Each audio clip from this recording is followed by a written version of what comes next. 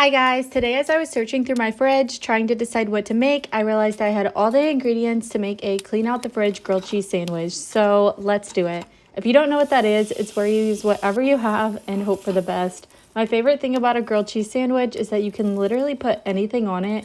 There are not many rules and the possibilities are endless. Today, my grilled cheese started off with Canadian bacon, 2 slices of bread. I like to toast the inner side of the bread before adding the toppings for more crispiness.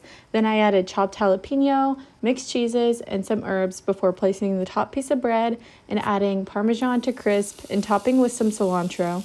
I loved the kick of spice from the jalapeno. I rate this a 7 out of 10.